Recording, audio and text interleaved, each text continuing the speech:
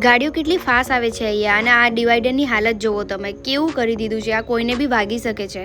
આજે મારી મોર્નિંગ થઈ સવારે 6 વાગે. 6 પહેલાં 6 માં 5 મિનિટની વાર હતી. તો હલો ફ્રેન્ડ્સ, ખમાગણી, મારું નામ છે નેના અને હું રહું છું વડોદરામાં. તો આજના મારા મોર્નિંગ બ્લોગમાં તમારું બધાનું સ્વાગત છે.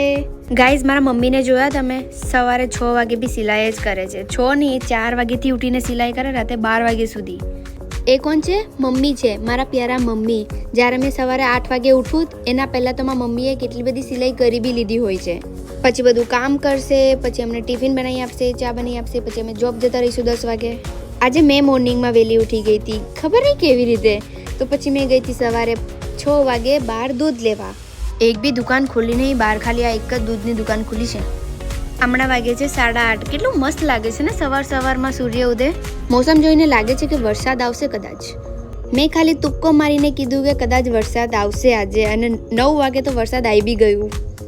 ઓ શિટ, બીજું બી કંઈ તુક્કો માર્યો હોત ને તો એ સાચું પડી જાત ને યાર. વાવ, સોરી, લાલચ બુરી બલા હે. હમણાં હાલમાં થોડાક દિવસથી વડોદરામાં ગરમી પડવાનું ચાલુ થઈ ગયું હતું, પણ આજે સવારે વરસાદ પડી એટલે ફરીથી ઠંડી ચાલુ થઈ ગઈ. કંઈ નહીં, વરસાદ તો પડ્યા કરશે, પણ જોબ તો આવવું પડશે. એટલે જોબ આવી ગયા આપણે, પછી ખાધી એક આઈસ્ક્રીમ. સારું, આવજો.